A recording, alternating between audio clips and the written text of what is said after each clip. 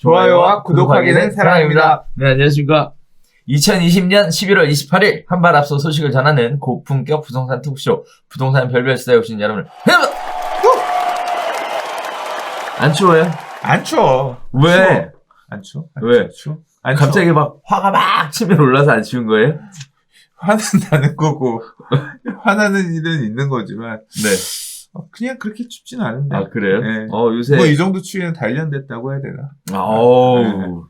겨울에 조그만 난로 하나로 사무실에서 나기 때문에 오들오들 떨면서 옷 두껍게 입고 뭐 이 정도 추위는 가뿐합니다. 아, 그렇군요. 네. 네. 요새 코로나 확진자가 엄청나게 늘어서 다시 뭐 분위기 자체가 싸늘해지는 것 같아요. 근데 뭐 예상했던 부분 아닌가요? 뭘 예상해? 확진자가 늘 거라는 거? 3차 이제 원래 그 옛날 독감도 그렇고 이 그래프 우리 봤었잖아요. 그래서 초에 발생했을 때 확 늘었다가 여름철 되면 사그라들었다가 다시 겨울 되면 기승을 부리면서 그때 피크 칠 거다. 훨씬 늘어날 거다. 이게 바이러스가 겨울에 창궐하잖아, 항상. 우리 독감 걸리고 이런 것도 항상 여름에는 여름 감기는 잘 안 걸린다고 할 정도로 여름에는 그런 게 좀 덜 적다가 겨울 되면 확 늘어나잖아요. 그래서 지금 겨울 되면 다시 바이러스가 기승을 부리면서 이제 심각해질 거다. 이거 뭐 벌써 코로나 초기부터 다들 얘기했던 그런 얘기인데. 그래서 서민들은 살기 힘들어요. 부동산 가격 올라서 힘들고 바이러스 때문에 힘들고 장사 못해서 힘들고.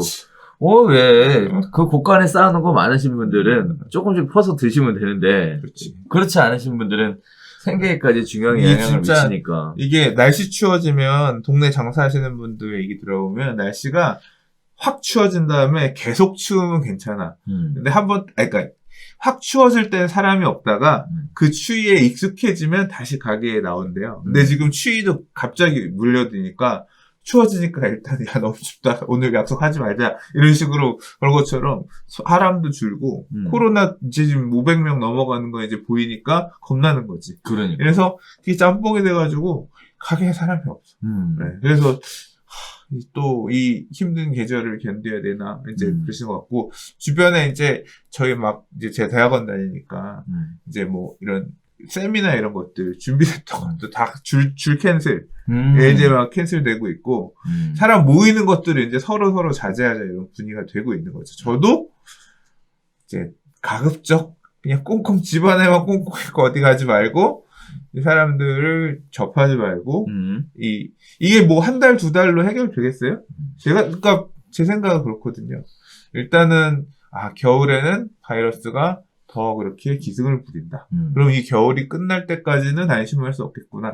그러면 뭐 백신을 지금 당장 뭐 맞을 수 있는 것도 아니고 우리나라 같은 경우는 그러면 적어도 겨울이 끝나는 지금 11월 이제 다 갔는데 12월, 1월, 2월 적어도 한 2달에서 3달 사이는 죽었다 생각해야겠구나. 그러니까 말씀하신 것처럼 힘드신 분들, 자영업 하시는 분들 같은 경우는 진짜 깜깜할 거고 제가 생각할 때 그 3개월을 버티면 그 다음부터는 좋은 날이 온다. 그 3개월을 어떻게든 잘 버틴 방법을 찾아내야 된다. 좋은 날이 와요? 아니 이거보다 나쁜 날이면 안 되지. 부동산 시장은 더 이거보다 좋은 날이 와야지. 네. 이거보다는. 그래서 지금 시장의 변화도 심각한 상황인데요. 자, 아무튼 뭐 저도 개인적으로는 긴급한 체제로 다시 전환했습니다. 그래서 온라인으로 그렇죠. 네, 그렇게 하고 있는데 아무튼 잘 살아남으시는 방법들을 간구하셔서 버텨 나가야 될 것 같습니다. 자, 오늘 첫 번째 소식부터 진행해 보도록 할게요. 자, 올해 종부세, 부가세, 종부세 납세자가 28%, 세액은 43% 급증했다라는 얘기입니다.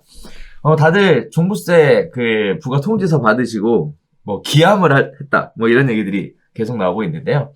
66만 7천 명에 1조 8,148억 원을 부과했습니다. 현 정부 들어 종부세 납세자의 세액은 각각 2.2배 또는 2.5배로 크게 늘어났다라고 하는데요. 자, 올해 국세청에 따르면요, 올해 종부세 납세 대상자는 74만 4천 명으로 지난해보다 25% 늘었다고 합니다. 이들에게 고지한 세액은요, 4조 2,687억 원으로 1년 전보다 27% 증가했다. 이 중 주택분 종부세 증가세가 두드러졌다라는 얘기가 나오고 있습니다. 주택분 종부세 납세자가 서울에만 1년 새 9만 5천 명이 늘어나는 등 그동안 종부세를 내지 않았던 1주택자들이 과세 대상에 대거 포함되면서 전체 세액도 늘어났다. 이유는 올해 종합부동산세 납세자와 세액이 모두 역대 최대 수준으로 늘어날 수밖에 없었던 건 집값과 공시가격 시세 반영률, 종부세 계산에 쓰이는 공정시장가액 비율 등이 한꺼번에 올랐기 때문이다 라고 합니다. 징벌적 과세의 종부세라는 이야기들이 계속 나오고 있는데요. 마포, 동작 등 공시가 9억 이상이 속출하면서 서울에 엄청나게 많이 늘었다. 내년에는 강북이랑 대도시 상당수도 포함될 것이다 라는 얘기들이 나오고 있습니다. 반면에 1주택자의 세부담을 줄여주는 보완책을 마련해야 된다라는 시장의 목소리도 나오고 있는데요. 문제는 앞으로 집값이 더 오를 것이라고 전망하는 소비자 지표가 관련 통계가 집계된 후 가장 높은 것이 문제다라고 얘기들이 나오고 있고요. 세부담보다 집값 상승 기대폭이 더 커서 주택 매물 처분은 많지 않을 것으로 예상한다. 이런 얘기들이 나오고 있습니다. 자, 다음에 공동명의의 종부세도 계속 얘기들이 나오고 있는데 공동명의로 사셨던 분들은 올해 20만 원도 안 되는 종부세를 내시는 반면에 또 어떤 분들은 똑같은 가격을 갖고 있어도 주택을 갖고 있어도 456만 원이나 내야 되는 이런 일들이 발생하고 있다.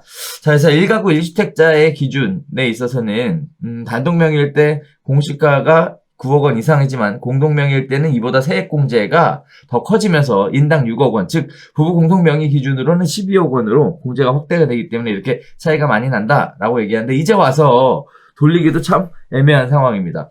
자, 문제는 집값이 갑자기 올랐는데 공동명의로 인해서 고령자, 장기보유 공제를 받지 못하는 은퇴한 노부부들이 가장 큰 문제로 떠오르고 있습니다. 종부세의 경우 60세 이상 고령자와 5년 이상 장기 보유자에게 특별공제가 적용되는데 공동명의 시에는 또 특별공제가 제외가 된다고 해요. 이에 갑작스럽게 집값 상승으로 공시가격이 12억 원 위로 올라오면서 종부세 대상이 된 노부부에게 그나마로 보유세 폭탄 이다라는 얘기가 나오고 있는데요.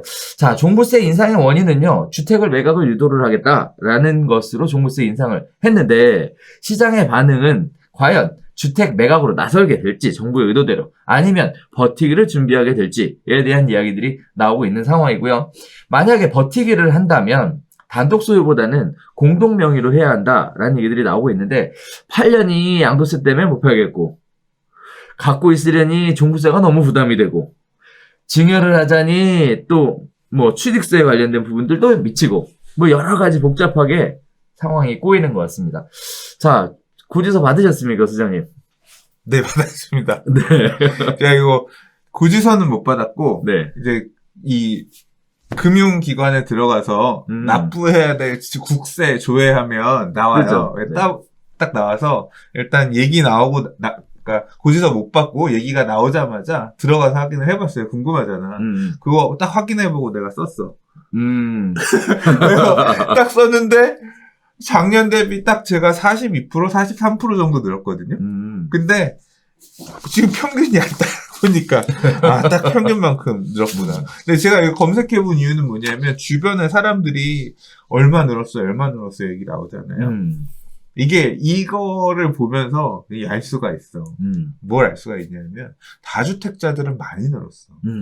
저는 적게 는 축에 속해요. 이거 올렸더니 사람들이 막 화나요. 막 페이스북에 찍는 거야. 많이 올랐다고. 제가 그분들 얘기를 제가 이걸 하면서 저는 그냥 사실 예상폭이었어요. 그러니까 요 정도 올해 될 것이다. 그러니까 작년에 얼마 냈고 올해 요 정도 낼 것이다. 요 정도 낼 돈을 마련해야지. 12월 달에 내야 되니까 이게 분납도 돼요. 그래서 12월 달에 내고 내년 6월까지 나머지 내고 그래서 이제 고지서 받으면 세무서 전원해서 분납 신청해가지고 이제 분납하려고 생각하고 있거든요. 그래서 이제 그 돈 마련을 하고 있는데 다른 분들은 작년보다 딱 2.23배 올랐네요. 그러니까 2배 반.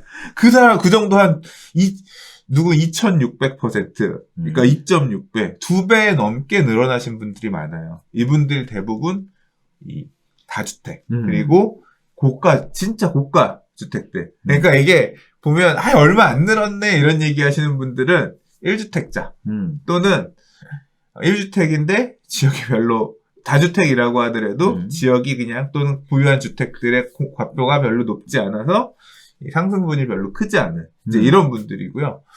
이렇게 다주택 특히 이제 핵심 지역에 가지고 계신 분들 같은 경우는 어마어마하게 늘었어요. 근데 끝이 아니야. 이분들이 지금 갖고 있는 공포는 뭐냐면 올해는 지금 이 내용대로 내지만 올해 국회에서 통과된 종합부동산세 이제 개정 법률안이 있잖아요. 이 내용에 따르면 다주택자에 대한 세율이 급등하거든요. 내년부터는 이제 주로 걸릴 세율 가액이 뭐 2.2%, 3.2%? 뭐 이 정도 되거든요. 거기에 이제 뒤에 붙는 세금까지 더하면 올해 고지서를 받아보고 내년엔 이거의 2배를 내야 된다고 이제 끄악하는 거지.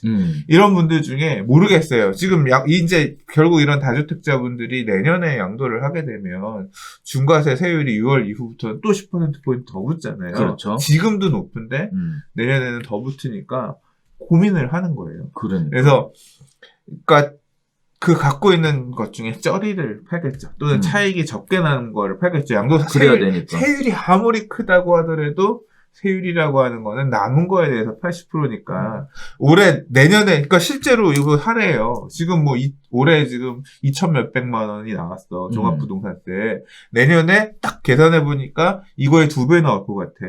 내년에 5천만 원 종부세야. 그러면 내후년에 또 5천만 원 종부세야. 계속 5천 내야 되잖아. 이 짓을 하느니 쩌리주택 하나를 얘는 부위가 1억 남았어.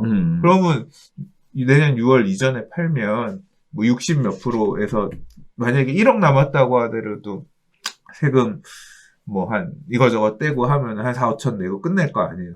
4, 5천도 안 내나? 아무튼 내고 끝낼 거 아니야. 그거 양도세 내고 털어서 1주택으로 다 실피하고 종부세를 좀 상대적으로 적게 내면서 길게 살아남자. 이제 이런 전략을 취할 사람들이 있는데 그게 이렇게, 정부가 요구하는 거죠. 근데 이제 그렇게 팔 하나의 물건이 제일 비싼 핵심적 물건이 아니지.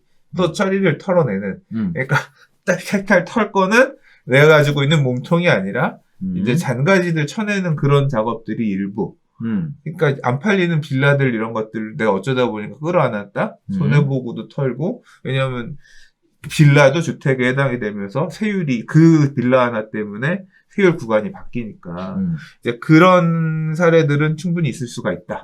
이미 있다. 근데 핵심 지역 여러 채 이런 사람들은 내년에 이제 10%포인트가 더 추가되면 3주택 이상인 경우에는 72%에다가 이제 지방소득세 뭐 이거 더하면 80% 되잖아요. 그러면 이제 그런 사람들은 차익의 80% 내면 남은 게 없으면 팔아도 돼. 사실 남은 게 없다라고 하면 내가 산 지 얼마 안 돼서 단기 매매고 또는 내가 비쌀 때 사서 남은 게 없다 이런 사람들은 뭐 털고 종부세를 회피하는 전략 갈 수도 있겠지만 이제 그렇지 않은 사람들은 결국은 이제 이 종부세를 어떻게 근데 대비들 얼추 하시지 않았을까? 뭐 대비들 못하신 분들은 이제 깝깝할 노릇이고 그렇다더라 했던 것이 막상 현실로 딱 하고 나타난 거죠 지금. 그렇죠. 네. 이제 그런 상황이에요. 그래서 이제 힘들어. 고민들이 많잖아요. 특히 연세가 많으신 분들. 사실 누군가에게는 2천만 원이 1년 연봉인 사람도 있어요. 그렇죠. 근데 소득 수준이 뭐 여유 있는 분들에게는 2천만 원이 별거 아닐 수도 있겠어요. 그런데 노부부 같은 경우에 정말 오랜 기간 장기 보유를 했는데 집값이 너무 많이 올라서 종부세를 많이 내야 되는 이런 부분들은 이거 어떻게 해야 되는 거예요? 근데 그런 장기 보유한 노부부 1주택자가 특히 이분들이 2천만 원씩 종부세가 나오나? 특히 공동으로 갖고 있을 때 공동으로? 그런가? 장기 보유 특별공제를 안 받잖아요. 아, 그래요? 공동으로 갖고 있으면. 지금 여기서 포인트가 되는 게 그런 부분들이에요. 공동명의로 인해서 고령자 장기 보유 공제를 받지 못하는 은퇴한 노부부가 문제다라는 얘기거든요. 그래서 원래는 60세 이상 고령자, 그다음에 5년 이상 장기 보유자에게 특별공제가 적용이 되는데 이거를 공동으로 갖고 있으면 그 적용을 못 받는다라는 거예요. 어떻게 해야 돼? 법이 나를 구속해, 나를 죽이려고 그래. 그래서 이게 참 내가 법을 못 바꾸잖아. 그러니까 어떡해. 그래서 이거 좀 심각하다는 얘기들이 계속 나오고 있는 상황입니다. 이 보면 공동명의가 별로 안 좋아. 공동명의가 별로 안 좋은 것 같아. 이게 원래 지금 정상적인 상황, 네. 그러니까 소득 수준이 있는 상황, 네. 이라면 공동명의가 낫죠. 뭐 어쨌든 뭐 취득세는 똑같이 내겠지만 종부세에 관련돼서도 감면이 있는 거고 세액공제를 그러니까 원래 12억이나 원래 그런 얘기들 있잖아요. 세법 맨날 신문 보면 이름 알리고 싶은 세무사들이 무슨 세무사 절세 코너 해가지고 이게 절세 상식처럼 나 2000년대 초반부터 이제 부동산을 봤어. 그때부터 맨날 나왔어. 공동명의가 주택은 양도소득세도 유리하고 뭣도 유리하고 그렇죠. 그래서 절세에 유리하다. 공동명의 하세요. 그리고 뭐 재산 방어에도 좋다. 남편이 나 몰래 집 팔지 못한다. 뭐 이러면서 공동명의 좋다고 맨날 써놨었는데 실제 보면 그렇게 좋을 줄 알았는데 지금 당장 이거 봐요. 지금 이렇게 힘든 사례들 나오고 네. 이게 참 공동명의 다주택의 경우에는 공동명의가 더 크게 도고 요번에 특히 이제 이 경우에도 개인 단독 명의로 하나씩 갖고 있는 거랑 공동명의로 두 채를 절반씩 갖고 있는 거랑 세금 차이가 이제 1인 2주택이 돼 버리니까 그렇죠. 세율 적용되는 거 내년부터 극명하게 달라질 거거든요. 그래서 그것도 옛말이야. 그러니까 이게 그 기준이 세법 바뀌는 거에 따라서 공동명의가 유리하다도 이제 옛말이 돼버렸어요. 그러니까 이게 상황에 따라서 공동명의가 유리할 때도 있고 또는 불리할 때도 있고 보유세가 갑자기 늘어나게 되면서 그러한 셈법들이 좀 복잡해진 것 같습니다. 공부 많이 해야 되겠다. 근데 저는 이게 가장 큰 문제는 그거라고 생각해요. 그러니까 가장 큰 문제가 아니라 분위기. 지금 사람들의 분위기는 뭐냐면 다주택자에 대한 종부세는 당연한 거고 세상에 정의가 살고 있다. 지금 이런 분위기가 만들어지고 이 얘기에 대해서 대부분의 사람들이 그걸 되게 당연하게 생각해. 정부가 그렇게 얘기를 하고 입법이 그렇게 되고 사회가 그렇게 몰아가니까 그렇게 얘기를 해. 저는 아니라고 생각하거든요. 잘못된 정부의 주장이다. 저는 동의하지 않는다. 이렇게 다주택자에 대한 징벌적 과세를 하는 게 옳지 않다고 생각해요. 네가 다주택자니까 야 그러면 할 말은 없지만, 근데 결국은 지금 이 제도들이 가고 있는 방향의 모습이 결론이 빤히 보이지 않아요? 결국은 지금 이 제도가 유도하고 있는 방향이 끝이 보이는 거예요. 자, 힘든 사람이 그렇게 해서 쩌리 집을 하나 팔아서 1주택자가 돼. 실수요, 뭐 하나 주택만 갖고 살아. 그럼 임대주택 하나 또 사라지는 거잖아요. 그리고 이렇게 남아있는 다주택자들은 결국은 뭐냐면, 남아있는 다주택자들은 높은 세금을 부담하면서 다주택에 짐을 지고 살아야 돼요. 그럼 이 다주택자들은 뭘 부담하면서 살아야 되냐면 앞으로 어마어마한 보유세를 부담해가면서 살아야 된다고 그렇죠. 해요. 이 어마어마한 보유세를 혼자 끌어안고 죽냐? 왜 죽어? 그 보유세를 어떻게든, 그러니까 우리나라의 민간임대주택 매물을, 우리나라는 민간임대주택이 공공임대주택에 비해서 어마어마하게 특히 많고, 그 다음에 핵심 지역들, 지금 우리가 살고 있는 이 도심지에 있는 양질의 아파트들, 소위 말하는 양질의 주택들, 아파트 이런 것들은 다 민간 개인이 갖고 있는 거란 말이에요. 그렇죠. 그 임대주택 물량은 결국 다주택자들로부터 나올 수가 밖에 없어요. 다주택자들로부터밖에 나올 수 없어요. 근데 그 사람들은 어마어마한 보유세를 부담해가면서 그 다주택을 짊어지고 있다고. 그 사람들한테 임대를 얻으려면 많은 임대료를 부담하는 게 당연해지는 시대가 되는 거예요. 이제 앞으로는. 그렇죠. 그리고 야, 내가 1년에 종부세를 2천만 원씩, 이 집 하나 때문에 1년에 하나 종부세를 내가 2천만 원씩 내. 네가 한 달에 내는 임대료 중에 150만 원 나라에서 가져간다고. 그럼 그 150만 원 나라 거고 나도 내가 투자한 금액이 있는데 이거에 대한 기대이익 받아야 될 거 아니냐.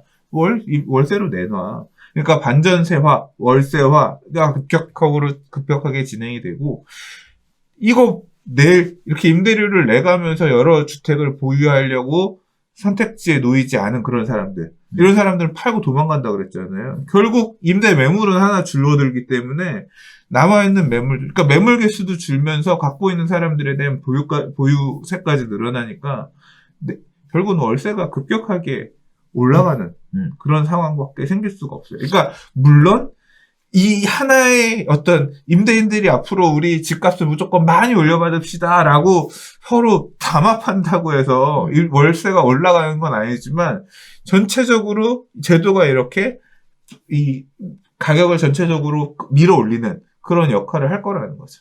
그래서 임대시장 불안에 이제 더 가속화되는 그런 역할로 이 종부세 제도는 작동할 겁니다. 그래서 이게 지금 보면 뭐 여러 가지 얘기들이 있는데 어떻게 보면 새길이 별로 없는 것 같아요. 일단 부동산 가격이 엄청나게 올라가니까 시장을 좀 잡아야 되겠다라고 생각을 한 거예요. 그러다 보니까 공급을 해야 되는데 공급엔 두 가지 방식이 있죠. 하나는 신규 택지를 공급해서 공급하는 방식이 있는데 실이 많이 걸리니까 더 이상 이제 사람들이 기대를 하지 않고 그러다 보니까 재고주택을 공급해야 되겠다라고 생각을 한 거죠. 그래서 재고주택 공급을 하자고 하니까 갖고 있던 사람들이 팔아줘야 되잖아요. 그래서 어떻게 하면 팔게 할까라고 했더니 정부 입장에서는 손해보지 않는 카드를 꺼낸 것 같아요. 일단 세금을 징벌적으로 과세하겠다라고 얘기하는 거죠. 그러면 뭐 어차피 집값이 올라서 세금을 많이 내서 정부는 좋고 집값이 뭐 안 잡혀도 세금 또 많이 걷어서 좋고 자 이런 식의 것들을 하지 않았나? 라는 생각도 한편 들면서 좀 무섭다라는 생각도 듭니다. 반면에 시장에서는 증가하는 세금 때문에 이제 조세 전가에 관련된 이야기들이 좀 이따도 다룰 건데요. 계속 이루어지고 있는 상황에 뭐 딱히 해결책은 안 보이는 거고 현재 상황을 계속 지속될 수밖에 없다라는 생각이 계속 들게 되면서 굉장히 좀 불안하고 무섭다 이런 생각이 계속 드는데 누군가에게는 아까 말씀드렸던 것처럼 2천만 원이 전 재산인 사람이 있을 것이고 또 누군가에게는 아무것도 아닌 사람이 있겠죠. 한 가지 분명한 거는 2천만 원이 아무것도 아닌 사람한테도 2천만 원이 큰 돈이죠. 부담되는 돈이거든요. 네. 이분들이 재고 물량을 팔지 않는 이유는 크게 두 가지라고 보는데 일단 첫 번째는 앞으로 부동산 가격이 상승할 것이다라는 기대감이 더 크다라는 거. 그것 때문에 어떻게 해서든 버텨야 되겠다라고 생각하는 부분. 자, 그다음에 또 하나는 여러 가지 관점에서 생각해 볼 때 지금 새로운 공급이 없잖아요. 끊겨 있는 상황에서 뭐 갈아타기를 하거나 옮겨갈 만한 딱히 대체제가 없으니까 지속적으로 가지고 있을 수밖에 없다라는 이 두 가지가 맞물려서 지속적으로 보유하게 되는 것 같거든요. 또 하나는 뭐 생각해 보자면 팔고 나갈 방법이 없어요.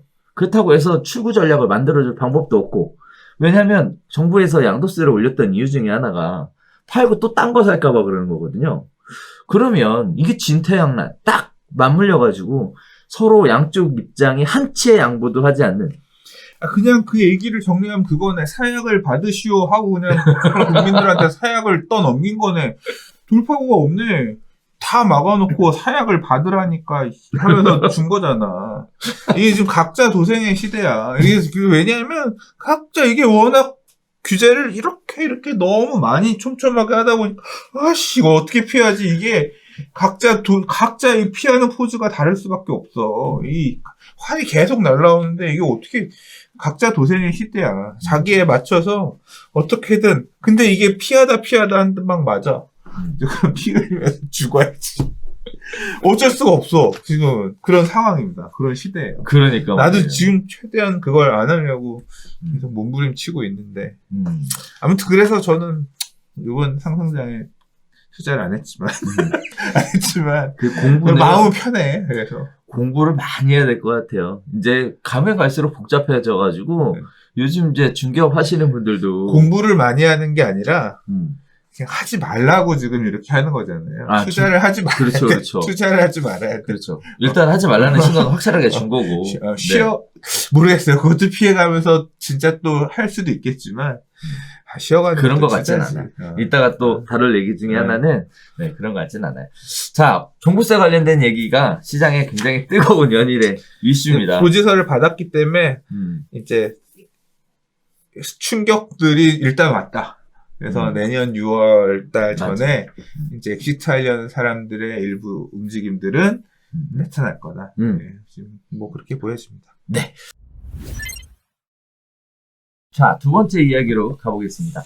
2022년까지 공급 절벽이 이어진다라는 소식입니다. 현 정부 임기 내내 집값이 오를 것이다라는 전망인데요. 국토위원회에서요, 수도권 주택 공급 보고서에 집값 폭등, 전세난 대책에 대한 것은 효과가 미비했다라는 얘기입니다. 자, 수도권, 부동산 시장이라는 건 결국은 수요하고 공급이 가장 크게 중요하게 영향을 미치는 부분이겠는데요.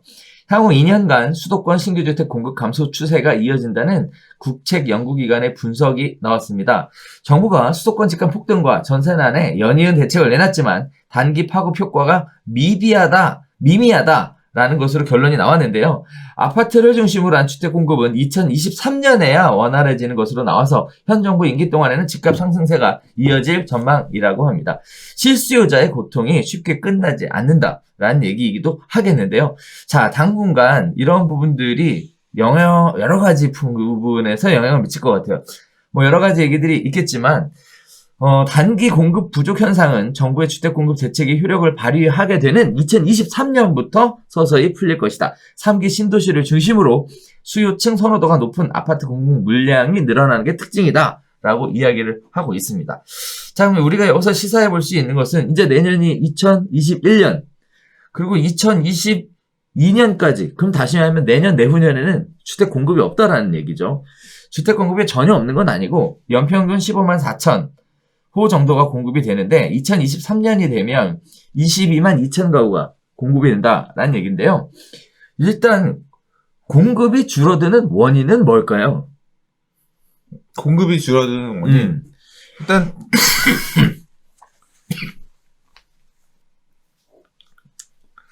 왜 줄어들까요? 네. 그러니까 박근혜 대통령 시절에 택지를 공급을 중간에 안 한다 그랬어요. 그래서 그 이전에 막 공급하던 택지들 물량들이 사실 이번 정부 초기에 계속 이제 경기도권의 택지들, 우리 무슨 신도시며 무슨 택지지구며 하면서 입주 물량들이 많았잖아요. 그게 사실 어떻게 보면 노무현 대통령, 그 다음에 이명박 대통령 시절에 이제 막 확대 공급했다.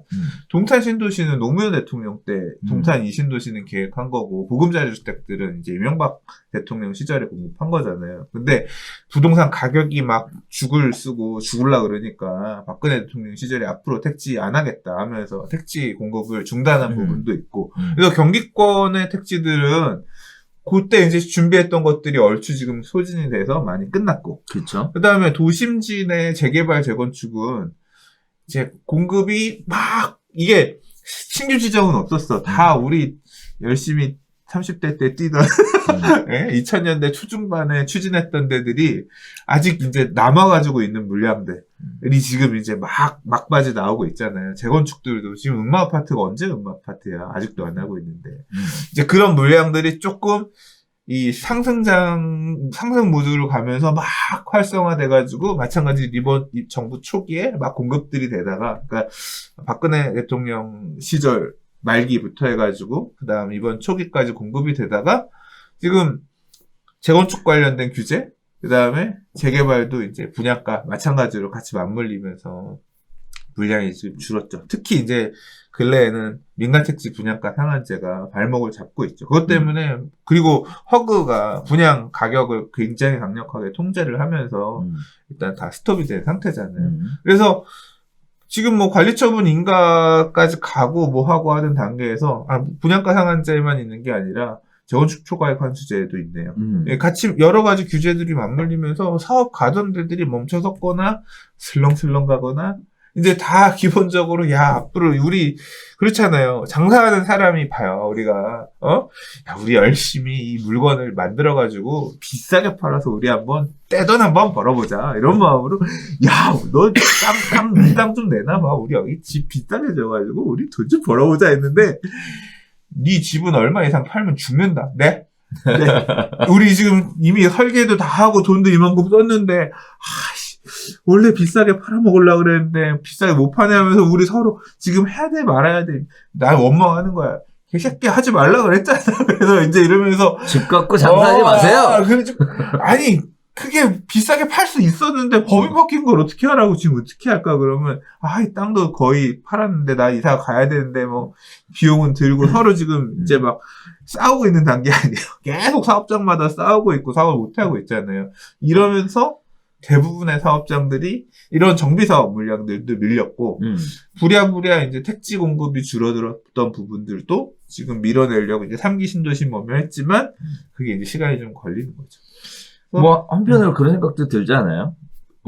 부동산 가격이 불안한 조짐을 보일 때, 정부가 실기했던 것 중에 하나가 뭐냐면, 주택 공급은 충분하다. 주택 공급은 충분하다. 라고 했던 것이 결국 공급을 줄여들게 만들어주는 원인이지 않았나? 이런 생각이 아니야. 들어요. 난 좀 생각이 달라. 주택 공급은 충분했다고 생각해요. 충분하지. 충분한데, 그러니까 경기도 택지들은 그게 충분한 물량인지 아닌지 그거 제가 판단을 못하는데 정비사업 물량들은 저는 충분했다고 생각해요. 그럼 왜 지금 이 모양 이 꼴이냐? 다 멈추게 했잖아. 그러니까 그냥 아무것도 안 했으면 충분해. 아무것도 안 했으면 순서대로 가고 그리고 멈춰 세웠던 그러니까 해제도 안 시키고, 이 해제, 뭐 작년에도 해제되고 계속 해제됐잖아. 그러니까 서울시가 목리를 부려가지고 가야 될 재개발들도 멱살 끌어지고, 패대기 치면서 하지 말라니까, 이 새끼들. 이거 되게 많이 했단 말이에요. 많이 했잖아. 지금 뭐 저희 증산 사구역 이런 데도, 우리 지금 동의 다 했어요. 재개발 하게 해주세요. 이러는데, 하지 말란 말이야. 우리의 판단이 그거 하면서 패대기 계속 쳤잖아. 하게끔 가만히 냅뒀으면 문제 없어. 그러니까, 그때까지는 문제가 없었는데, 그 이후에도 오히려 하지 말라고. 못하게끔. 지금 부동산 가격이 불안한데, 지금 잠실주 5단지 허가를 해달라고? 뭐 거의 이런 분위기였잖아요, 계속. 그랬잖아. 그런 물량들을 냅뒀으면, 재건축 초과이익 환수제로 멱살 끄집어 패대기 치지 않았으면, 쌍 1차, 2차 이런데 지금 이주하고 철거하고 있겠지. 다 멈춰 쓴 거 아니에요. 그렇죠. 네, 그러니까, 물량은 충분하다라고 얘기하는 사람이랑 그 사람들이 정책의 부작용을 생각하지 못하고, 설마 멈춰 서겠어? 설마 안 하겠어? 오판한 거지. 시장의 반응들을 알고 그랬거나, 알고 그랬다면, 아예 그냥 작살내려고 한 거거나, 그런 거지. 자, 이렇게 해서 공급이 줄어들면 가격이 또 올라갈 거 아니에요. 그럼 결국은 신문 기사에서 이야기하는 것처럼, 내년, 그리고 내후년까지는 지속적인 가격 상승이 예견된다. 이렇게 봐도 될까요? 뭐 그런 건 난 모르겠어요. 네. 일단 또. 그런 건 전 잘 모르겠어요. 공급은 어쨌든 지금 보면요. 공급은 줄었다라는 것이 이미 팩트로, 네, 나와 있는 상황이에요. 그러면 이제 부동산 시장이 잡히려면 수요가 줄어들어야 되는데, 네. 수요는 감소할까요? 그건 모르지. 그것도 몰라? 왜냐면 코로나라고 하는 이 큰 악재가 앞으로 지금 올해는 돈 풀고 전 세계적으로 이렇게 대응을 해서 오히려 주가도 오르고 막 이런 상황이긴 하지만 이게 말 그대로 약을 맞아가지고 몽롱한 상태에서 풀어져 있는 건지 실제는 엄청 안 좋은데 항상 그렇잖아요. 그렇죠. 실체를 알 수가 없잖아. 그러니까 수요의 부분도 나는 잘 모르겠어요. 저는. 네. 그리고 공급 부분은 부족한 게 맞는데 수요라고 하는 거는 말씀하신 것처럼 그런 상황에 따라 야 지금 나라가 망할 것 같은데 집을 사긴 뭘 사냐 그냥 전 세계로 살지 뭐 이렇게 바뀔 수 있잖아요. 저는 그 드라마틱하게 바뀌는 모습을 벌써 두 번 IMF 때도 맞고 2008년에도 맞기 때문에 뭐 그때 800조 1000조였거든요. 지금 이제 3000조래. 지금 보지도 못한 돈. 유동자금이 3000조래요. 이거 어떻게 계산된 건지 모르겠는데 2008년에요. 왜 부동산이 오르나요? 하면 전문가가 맨날 나와서 하는 말이 풀려있는 유동자금이 800조의 유동자금이 떠돌고 있고 부동산 투자의 불패에 대한 그게 있어서 여전히 부동산으로 가려고 하고 막 그랬거든. 근데 갑자기 미국에서 뭐 안 좋다 그러더니 그 800조 유동자금 없어졌어. 유동자금 얘기하는 사람 그 사람도 없었거든. 네. 지금도 뭐 그렇지. 그러니까 그런 부분은 제가 해당 분야의 전문가가 아니기 때문에 경제 상황을 예측하거나 뭐 집값도 내년에 그래서 올라갈 거다. 그냥 뭐 나머지 부분이 변수가 없다라고 하면 뭐 공급이 부족하고 수요가 여전하다면 당연히 그럼 가격이 더 올라갈 수도 있고 그런 상황인데 뭐 저는 또 똑같은 얘기를 견지하자면 지금의 부동산 가격은 좀 버블인 것 같다. 너무 많이 올랐다. 그래서 좀 굉장히 부담스러운 가격대에 있다. 일단 핵심 지역, 비싼 지역의 주택들은 그렇고 그와 별개로 아직 덜 오른 지역들, 쫓아가는 지역들은 좀 아직 오를 폭이 더 남아있지 않나. 이 생각이 뭐 이런 흐름이 내년에도 이어질 것 같긴 한데 지금 어떤 수급의 이런 문제 때문에 더 오를 수밖에 없지 않냐. 오를 수도 있겠지만 그건 제가 예측할 범위는 아닌 것 같아요. 네. 그래서들 경제 공부하시고 주식 공부도 하시고 하시나 봐요. 어쨌든 수요가 어느 쪽으로 움직일지 사실 아무도 예견을 할 수가 없는 상황이죠. 큰 경제 상황에 영향을 미치는 부분이기 때문에 부동산 수요만을 놓고 얘기하기는 좀 어려운 부분인 것 그렇죠. 같아요. 경제가 더 네. 중요한 것 같아요. 뭐 예를 들어 지금 매수의 주체들이 30대라고 하잖아요. 30대가 이렇게 매수에 나설 수 있는 이유는 돈을 잘 버니까야. 돈을 잘 번다는 얘기는 지금 매수에 공격적으로 나서는 매수인들은 누구냐면 되게 고용이 안정된 대기업 다니고 있는 이런 맞벌이 부부들 이런 부분들이 부모님한테 좀 받은 돈도 있고 그러니까 부의 대물림이 일부 있고 나도 잘 벌고 아내도 잘 벌어 모으면 대출 어느 정도 갚을 수 있을 것 같아. 그럼 대출 최대한 끌어모아가지고 해서 하나 요번에 내쯤에 집 짓고 가자. 너무 오르는 거 힘들어. 이 사람들이 지금 막 마지막 이제 힘을 써가면서 지금 수요의 한 축으로 채워주고 있단 말이에요. 근데 막 갑자기 지금 봐요. 항공사 무너지고 그렇죠. 대기업이라고 할 수 있는 데들이 뭐가 지금 알고 보니까 수요가 갑자기 급감하고 안 되면서 지금 1년 장사 망치면 회사도 휘청휘청하는 거 아니에요. 그렇죠. 그래서 막 이렇게 되면서 야 당장 나 실직자 됐다 이래버리면 나 회사 잘렸어. 집이 무슨 집이야? 어? 나 이자 감당 못 하는데 어떻게 내? 이러면서 이제 그러면 수요 결국은 경제가 더 큰 축이죠. 그래서 그런 부분들을 잘 모르기 때문에 내년에도 무조건 오를 거다. 내후년에도 무조건 오를 거다. 저는 잘 모르겠어요. 그러니까요. 네. 자, 그래서 경제에 큰 영향을 받는 부동산 수요에 대한 이야기를 해주셨는데, 뭐 저 개인적인 생각으로는 이런 생각도 잠깐 들어요. 이거 우스갯소리예요. 네. 코로나 백신이 나오면 좋아질 것이다. 라고 많은 사람들이 생각했지만, 정작 백신이 나오면 경제는 위기 상황으로 가지 않을까. 라는 생각도 전 개인적으로는 들어요. 그러니까 나올 카드가 다 나왔으니까 그렇죠. 희망이 없네. 아니죠. 그런 개념보다는 그동안은 경기를 떠받들고 있잖아요. 꺼지지 말라고. 근데 이제 떠받들 이유가 없어지는 거죠. 그때 가면 어차피 착륙을 한번 시켜야 되는데 연착륙 얘기들이 계속 나오면서 이제 망할 때는 좀 망해주고 또 잘 나갈 때는 계속 잘 나가주고 구조조정의 시기가 오지 않을까라는 두려움이 사실 있어요. 네. 그러니까 지금은 일단은 지금 이렇게 부양을 하지 않으면 완전히 폭삭 망할까봐 억지로 빚 끌어다 갔다가 지금 막 좀 달구고 있었지만 전 세계가 다 돈을 찍어내잖아 지금. 다 좀 달구고 있었지만 네. 그렇게 발생된 버블들 뭐 이런 것들을 좀 해소하기 위해서 이제 그걸 멈추면 그때부터 이제 진짜 경제의 민낯이 드러날 텐데 이게 생각보다 안 좋으면 휘청할 수 있다. 그러니까요. 그래서 그런 걱정들을 요새 잘 때마다 문득문득 하고 있습니다. 정신 바짝 차리고 살아야지. 네. 맞아. 네. 자, 세 번째 얘기 가볼게요. 수도권 민간택지 분양가 상한제 주택의 거주 의무 기간이 확정이 됐습니다. 전매 제한 기간 중에 LH에 되팔 때는 보유 기간이 길면 값을 더 쳐서 매입해준다라고 얘기하는데요. 관련된 내용이 입법 예고된 상황입니다. 시세보다 저렴하게 공급되는 분양가 상한제 적용 주택에 대한 투기 수요를 차단하고 실수요자가 주택을 공급받는 기회를 확대하기 위해 거주 의무 기간을 도입했습니다. 전매 제한 기간이나 거주 의무 기간 중 거주를 이전하려는 경우에는 LH공사에 되팔아야 하는데요. 자, 수도권 분양가 상한제 대상 주택에 대해 5년 내에서 거주 의무 기간을 설정할 수 있도록 주택법이 개정이 되어서 내년 2월 19일에 시행된 예정인데 관련돼서 5년 이내에 대한 세부 내용이 정해지지 않았었습니다. 근데 이번에 입법 예고하면서 정해졌는데요. 수도권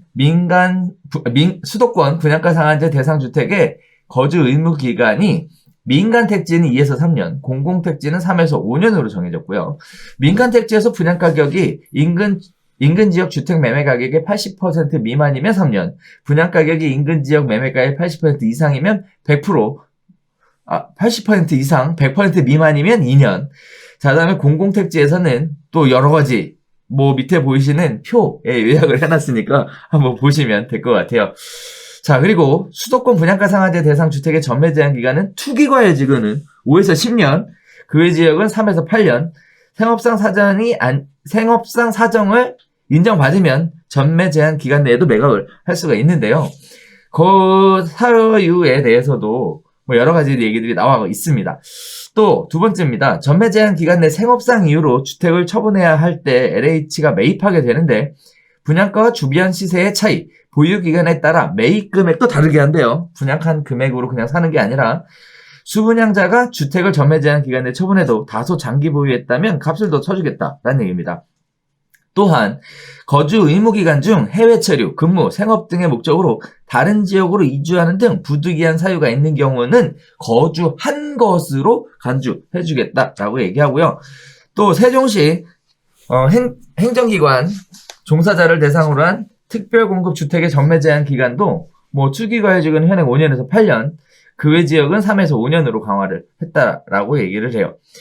자, 지금 보면 투기 수요를 차단하고 실수요자에게 주택 공급 기회를 확대하고자 분양가 상한제라는 걸 만들어 놨고요. 그리고 동시에 거주 의무 기간에 대해서 정해놨죠. 거기에 따라 의무 기간들이 이제 어떻게 된다.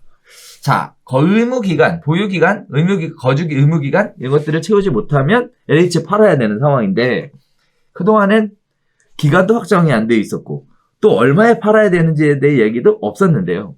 이 부분들이 정리가 된 거예요. 네. 네. 이렇게 하면 구체적으로 이제 내년 2월 19일 날 시행이 되기 준비를 다 끝난 것 같은데요. 자, 이런 것들이 만들어지게 되면 원래 원칙은 뭐냐면 분양가 상한제를 시행하고 동시에 보유기간, 거주 의무기간이라는 걸 둔 이유는 하지 말라는 거잖아요.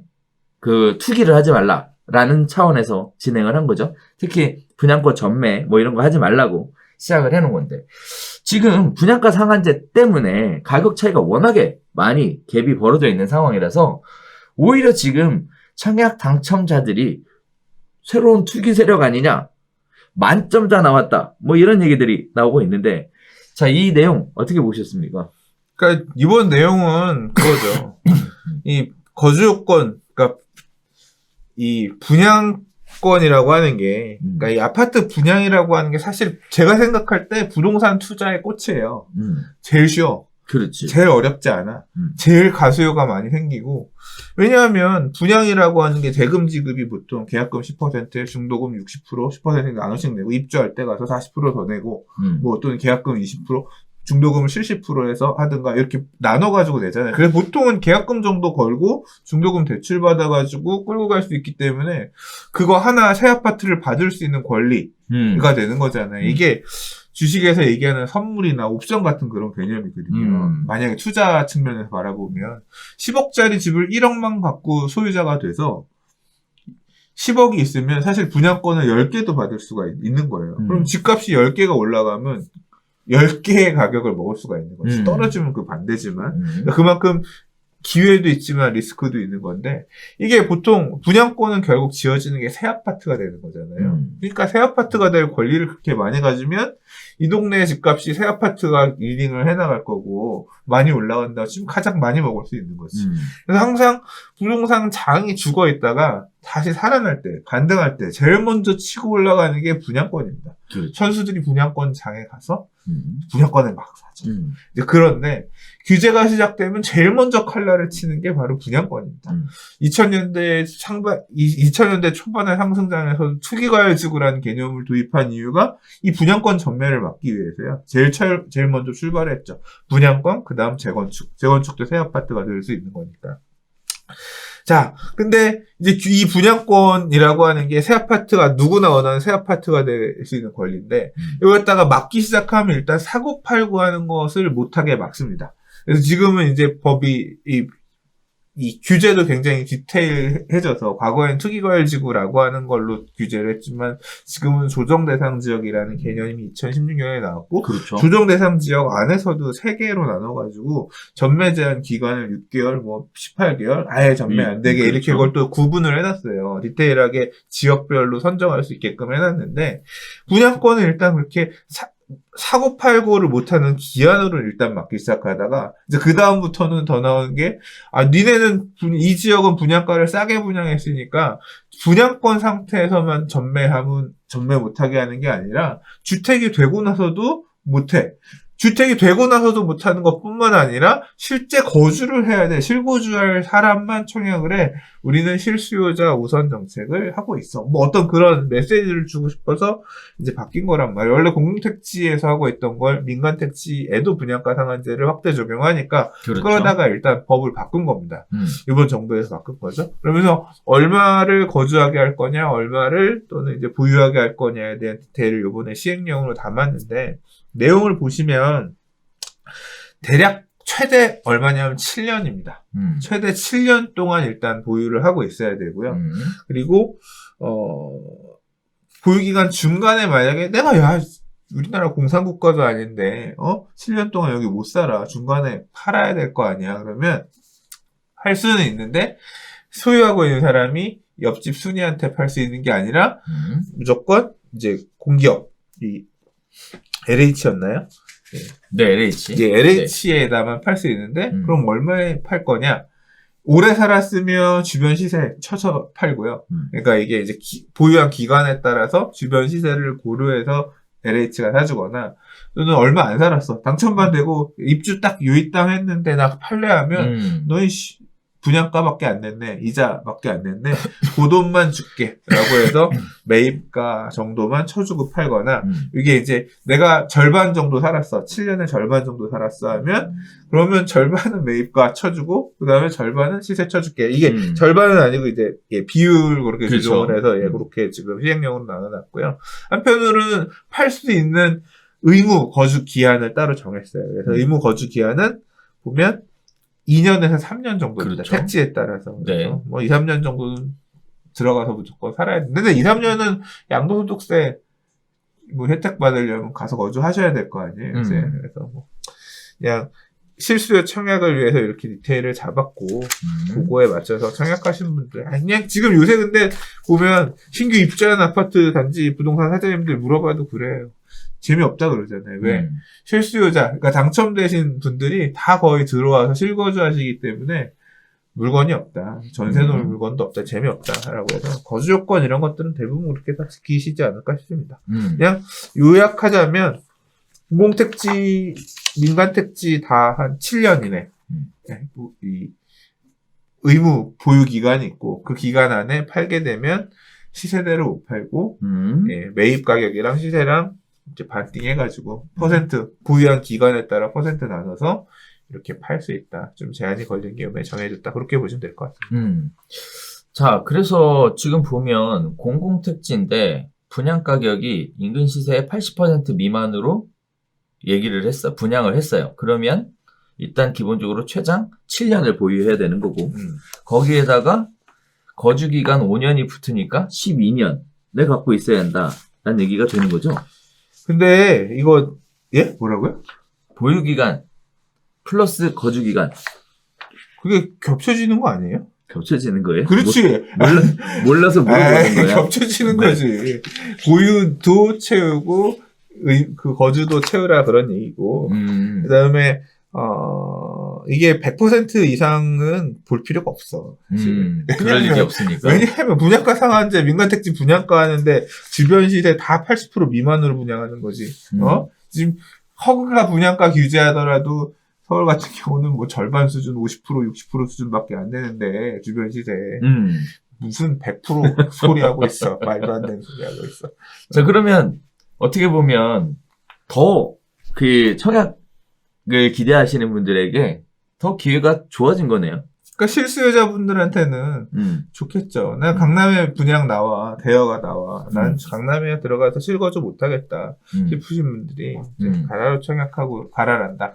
그러니까 뭐 실제 거주 의사도 없으면서 들어가시는 분들은 적겠죠. 없다고는 말 못해. 또 가서 뭐 어떻게 당첨만 되면 가서 그때 주소만 놓고 어떻게 뭐 이렇게 좀 할 수 있지 않겠냐 이런 생각으로 일단 넣고 보자는 분명히 있을 거야. 그런 거를 잘 걸러내는 거는 또 이제 정책 뭐 알아서 하실 몫이죠. 네. 룰브레이커는 언제나 있어. 네, 알겠습니다. 네. 자, 네 번째 얘기로 갈게요. 규제가 낳은 대물림, 주택 증여가 사상 최대라는 얘기입니다. 자, 올해 강남에 5,726건, 서울 전체의 30%가 지금 증여했다라는 얘기인데요. 정책적으로는요, 이런 얘기가 나오고 있습니다. 자, 강력한 부동산 대책이 연달에 나온 올 한 해 서울 강남권 주택시장에서는 증여가 그 어느 때보다 늘었던 것으로 나타나고 있습니다. 시장이 정부의 강력한 집값 안정화 기조를 일단 회피하면서 생긴 흐름인데요. 주택 매물을 시장으로 유도하겠다는 의도와 반대로 강남 지역 내 부의 대물림 현상만 굳어졌다라는 지적이 있습니다. 자, 이런 현상은 정부의 정책에는요. 증여 물량 증가는 정부가 고가 아파트와 다주택자를 겨눈 이딴 대책으로 매물이 나오도록 유도하면서 생긴 반작용입니다. 정부는 12.16 부동산 대책에서 양도세 중과와 종합부동산세율 인상 방침을 밝힌 데 이어 지난 8월 종부세법 개정안을 통과시켰고요. 이러한 움직임이 특히 고가 아파트가 많은 강남 3구를 정면으로 거너서 시행을 했는데요. 시장의 반응은 정부 의도대로 매물을 내놓는 사람은 극소수였고 상다수가 증여 등의 방식으로 세금 회피에 나섰다는 얘기입니다. 서울의 아파트 증여는 19,108건으로 처음으로 연간 2만 건을 돌파를 눈앞에 두고 있는 상황입니다. 이 가운데 고가 아파트가 많은 강남 3구에서 발생한 아파트 증여 건수가 30%를 차지하고 있는 상황입니다. 자, 강남 고가 아파트 시장이 그들만의 리그가 됐지만 수요는 마포구, 용산구, 성동구 등으로 옮겨가면서 집값 과열 분위기는 꾸준히 지속되고 있는 상황입니다. 특히 최근에는 중저가 단지가 많은 강북 일대로도 집값 과열이 옮겨가고 있다라는 얘기인데요. 자, 강남주택 매도를 유도하였으나 시장은 결국은 증여를 선택을 했다라는 얘기와 함께 부의 대물림이다라는 얘기가 나오고 있는 상황이고요. 오히려 증여가 활발하게 이루어지면서 거래량은 감소한 원인들을 보여주고 있는 상황인데요. 자, 이 상태가 앞으로도 계속될 거다라는 얘기가 예상이 되고 있는데 어떻게 보세요? 저는 이 기사 그냥 기자가 쓸 기사 없어가지고 되새김질 기사라고 생각해요. 소위 어물 되새김질하듯. 뭐 지금도 증여 얘기해. 그러니까. 증여 옛날 얘기지. 기사 쓸 거 없으니까 통계 봐가지고 올해 보니까 증여 졸라 많이 했네. 지금 이제 증여 안 하지. 증여 취득세율이 높아져가지고 이제 못해. 그래서 증여는 이제 닫힌 문이 됐습니다. 회피할 수 있는 가짓수 중에 증여를 택할 수 있는 분은 많지 않아요. 10억 증여하면 증여 공제 만약에 없다고 가정하면 1억 2천인가요? 1억 2천이 넘지 증여 취득세만. 증여세는 별도로 하고 세금이 너무 커. 그래서 이게 증여는 양도세는 차액에 대해서 내는 거잖아요. 근데 그렇죠. 증여세는 증여 가액에 대해서 다 하는 거고 취득세는 취득하는 가액에 대해서 전체가 들어가는 거기 때문에 이게 세금이 어마어마하게 큽니다. 그래서 어지간히 현금 많고 어지간히 내가 이 집에 뼈를 묻겠다 그런 마음으로 주택을 보유하신 분 아니면 증여가 이제는 만만치 않거든요. 그래서 그 증여가 7월달, 8월달 그때 강화됐잖아요. 그거 되기 전에 많이들 이제 움직이실 분들 막차로 내년에 종부세 회피하려고 그때 많이들 하셨고. 맞아요. 이거는 우리 지난번에 황세분 이사님 얘기하셨잖아요. 했었죠. 그때 와가지고 얘기하셨잖아요. 정신 하나도 없다고 맨날 증여 상담의 내용이 거의 다고 그다음에 실제 상담한 분의 절반은 증여를 하신다고요. 그 돈 내고 해요? 깜짝 놀랐잖아요. 그러니까 실제 그때 그렇게 엄청나게 많이 액션이 있었고 지금은 이제 지난 얘기다. 그리고 이제 마지막 끝단에서 얘기한 아직도 시장은 열기가 있다. 그거는 뭐 핵심 지역들 규제가 진짜 격규제가 많은 지역들 자금 조달하기 어려운 지역들 이런 데는 주춤한 부분이 있는 것 같지만 뭐 기사에서도 얘기한 것처럼 이제 후행하는 지역들 이만큼 앞서 나가는 형님들 쫓아가는 동생 지역들 그 지역 안에서 랜드마크 단지를 쫓아가는 그 옆에 쩌리 아파트들 이런 식으로 지금 순환매는 지금 계속 서울 수도권 다 가고 있는 상황이에요. 네. 맞아요. 그래서 우리가 5번째 이야기로 나눌 이야기에 그 내용을 한번 다뤄보려고 합니다. 자, 지금 이제 강남이 이렇게 증여를 많이 선택을 하고 거래가 없어졌다라는 얘기와 함께 지금 그 수요가 옮겨갔다라는 얘기, 그리고 동시에 30대의 움직임에 관련된 이야기를 같이 묶어서 5번째 이야기로 다뤄보도록 하겠습니다.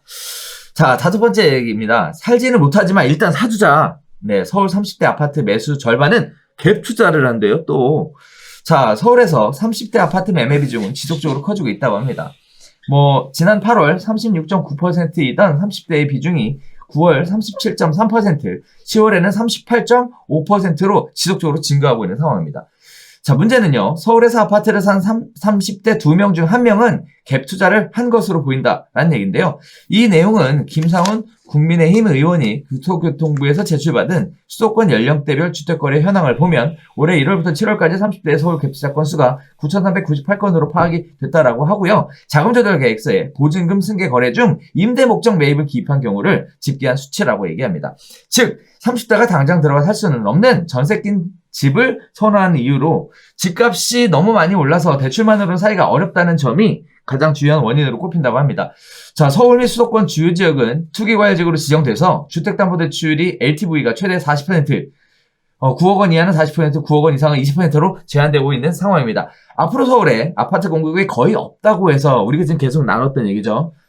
부랴부랴 갭 투자로나마 내 집 한 채를 마련했다. 세입자에게 돌려줄 전세금을 마련할 때까지 월세살이를 해야 하는 처지지만 그래도 이제 무주택 리스크를 지지 않아도 되니까 안심이 된다라고 이야기했다라고 합니다. 실수요자에 한해 더 많은 대출을 받을 수 있게 해주는 보완제도가 있었어요. 그러나 아파트값 상승으로 실효성이 낮아져 있는 상황이고요. 주택금융공사에서 제공하는 디지털 대출 보금자리로는 대상 주택의 평가액이 각각 5억 원과 6억 원을 초과하면 신청이 불가능한 상황입니다. 따라서 5억 원과 6억 원이 안 되는 지역들이 어디냐라는 얘기들이 나오고 있으면서 동시에 지난달 기준 아파트 중위 매매 가격이 6억 원 미만인 서울 자치구는 중랑, 강북, 도봉, 노원, 구로, 금천, 관악구 6군이라고 하고요. 관련된 내용들 기사들을 종합해보니까 실제 그런 부분들이 전환되는 것이 지금 레이더에 잡히고 있습니다. 거래량 상승이 눈에 띄는 지역은 노원구가 311건에서 368건, 강북구가 78건에서 117건, 도봉구가 140건에서 196건, 중랑구가 103건에서 141건, 영등포구가 152건에서 191건 등으로 이를 놓고 업계에서는 수도권 전세난 회피 물량이 서울 외곽 매매로 전환한 것으로 분석을 하고 있는 상황입니다. 그리고 전세난의 가장 큰 어려움을 겪는 실수요 시장인 30대가 매매 거래량의 반등을 주도하고 있는 모습이다. 이렇게 나오고 있는데요. 자, 또다시 전세 가격 상승으로 갭 투자 시작되는 건가요? 우려에 섞인 목소리를 안 할 수가 없는데요. 어떻게 보셨어요? 현실적으로 30대들이 살 수 있는 방법을 찾아서, 그러니까 실거주 매수하고 싶지만, 실거주 당첨되고 싶지만 분양을 일단 안 해. 지금 올 가을에 분양 물량 없잖아요. 그러니까 분양을 안 하니까 청약할 것도 없고, 그리고 청약해봐야 당첨도 안 돼, 왜. 청약 가점 커트라인이죠. 하는 사내가 있으니까. 기회가 없죠. 그래서 그러면 내 집 들어가 살 수 있는 실거주 가능한 매물, 물건을 찾지만, 매물도 마땅치가 않고, 기사에서 얘기한 것처럼 대출을 갖다 끌어쓰기도 힘들고, 가지고 있는 돈을 어떻게든 나도 이 상승장에 막차라도 타서 또는 낑겨가지고 어떤 부동산 가격이 올라가는 거 리스크 헤지를 하고 싶은데 방법이 없다라고 해서 택한 게 있는 돈 다 끌어 모아가지고 전세 끼고 전세 가격이 올라주고 있으니까 다시 그냥 하나 사놓고 기다리고 있자 이런 거 아니에요? 그렇죠. 근데 이제 매수하시는 분들이 두 가지 형태가 있겠죠. 아파트 전세 살면서 아파트 사놓은 경우도 있을 수 있을 거고, 아파트나 아니면 뭐 빌라라든가 좀 더 비교 여리의 주택들, 아파트를 월세 살면서 사놨던 거 아니면 뭐 빌라라든가 이런 좀 상대적으로 여리에 있는 주택 살면서 사놨던 거 하는 건데, 결국 부동산 가격이 계속 상승한다고 하면 기존에 살고 있던 세입자 내보내고 이 집 들어가 살면 되는 거잖아요. 들어갈 때 대출이 얼마나 나오느냐가 사실 변수긴 하지만 그냥 이 상승장에서 소외되지 않기 위해서 할 수 있는 최선들을 그냥 다 했다. 각자 도생한 거야. 그냥 나라에서 이 얘기를 또 한다. 나라에서 니들은 30년 동안 살 수 있는 공공임대주택, 중형 공공임대주택 줄 테니까 그거 가서 월세 살 때까지 기다려. 이런 식의 어떤 그런 나라가 만들어 놓은 저 가점이 안 되거든요. 청약하세요. 3기 신도시 청약하세요. 야, 내 걸로 되겠냐? 그 경쟁률 맨날 몇십 대 1 나와가지고 맨날 넣어봐야 안 되는 거, 내가 언제 그것만 기다리고 있나요? 또는, 나라가 앞으로 조성해서 만들어줄 임대주택에 월세 내면서 사세요. 나는 나라에 월세 내면서 세입자 되기 싫어. 나는 그냥 내가 이자를 내더라도 원금을 상환하느라 좀 빡빡하더라도 내 소유의 집을 서울 안에 갖고 싶어. 이런 판단을 한 30대들이 영끌 갭 투자를 했다라는 표현보다는 각자 도생을 위한 선택을 했다. 그렇게 보는 게 맞겠죠. 각자 도생을 위한 선택이다. 네. 자신 살아남기 위한 선택을 한 거죠. 사실 우려되는 바는 30대가 이렇게 과거에 사실 30대가 문제였었어요. 그죠? 강남권 원래 지난 텀에서도요. 마지막에 엄청 비싸있는 집들 다 받아먹고 산산이 분해되고 힘들었던 게 30대들이야. 맞아. 지난번에도 가장 피해자는 30대들이야. 30대들이 막판에 들어와서 엄청 고생했어. 지금 이 텀이 굉장히 신의 한 수의 텀일지, 아니면 뭐 지난번처럼 또 이제 마지막에 이제 받아먹어주는 그런 거일지는 가봐야 알죠. 가봐야 알죠. 근데 이제 불안한 건 그거예요. 전세 물량이 없다 보니까 전세 가격이 지금 미친 듯이 고공행진을 하고 있는 상황이잖아요. 그러다 보니까 갭이 갈수록 또 줄어들고 있어서 뭐 다주택자가 갭 투자를 서울에다 하겠다. 이건 사실 지금은 거의 뭐 정신 나간 얘기인 거고, 그러면 무주택자인 30대가 결국 갭 투자라고 만들어놓은 갭 시장인가? 투자 성공하는 거지. 왜냐면 성공하는 거죠. 전세 가격에서 올라주고 지금 상황은 전세 가격이 앞으로 더 올라갈 것 같아요. 그러니까. 판이 그렇게 돌아가잖아. 그러니까. 야, 내가 들어갈 때는 갭이 아까 지금 기사 사례 보면 1억 7천인데 내가 1억 7천에 갭 들어갔거든. 근데 지금 2년 재계약하려고 보니까 한 3천 회수 돼? 내가 1억 7천 들어갔는데 1억 회수됐다. 그래서 실제는 7천밖에 안 들어간 사람이 됐어. 야, 그 돈이 나와서 나는 좀 다행이야. 이 꼴이 날 수 있는 것이. 그러니까. 성공한 각자 도생이 되는 것이. 그러니까 그건 아주 진짜 말 그대로 장밋빛 전망이 나오면 그렇게 되죠. 네. 장밋빛이 아니라 그럴 것 같은데. 지금 그러니까 제가 매매카는 뭐라고 말 못하겠는데 임대카는 지금 뭐 상황이. 맞아. 그래서 아는 그 가까운 우리 가족 중에도 상담했던 케이스가 있었어요. 그래서 분양가보다 전세 가격이 월등하게 초과했더라고요. 지금 요새 그랬죠. 요새 그랬죠. 깜짝 놀랐어요. 그래서 뭐 대출을 받아서 뭐 어쩌고저쩌고 생각을 했었는데 이제는 전세 놓고 오히려 돌려받을 걸 어떻게 해야 되냐 고민을 하고 있는. 제가 보유하고 있는 주택도 하나가 4억인가 분양받은 집인데 지금 전세가 6억? 분양가 뭐. 그러니까. 입주 2년 차도 안 되는데.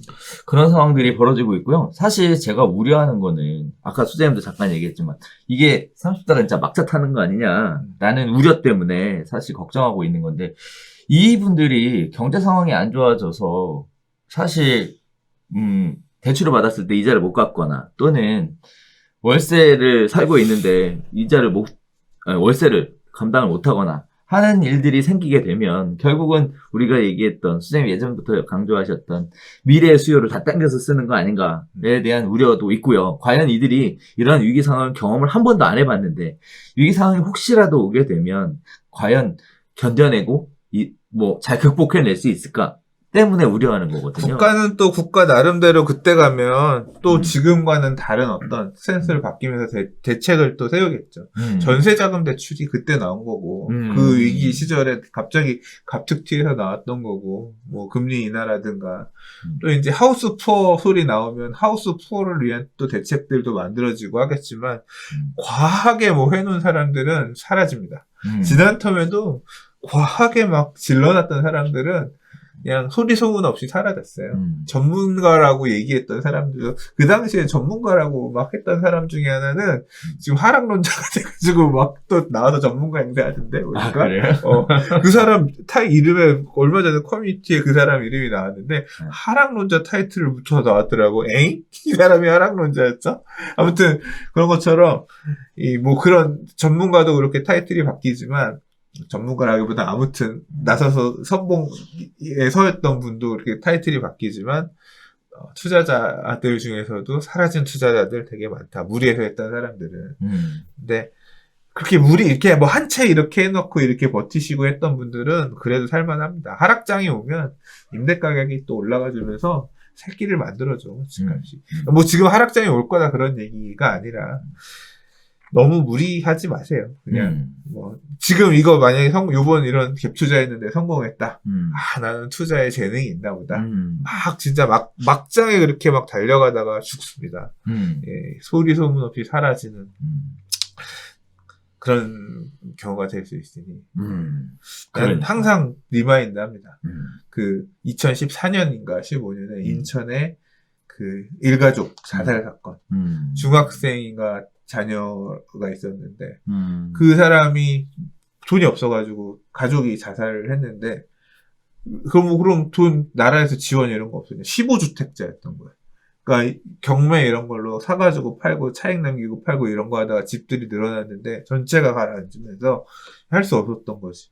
그러니까 어떻게 자력 구제가 불가능한 상황이었던 거죠. 그 끝에서 그렇게 결국 선택을 그렇게 한 건데 항상 저는 리마인드합니다.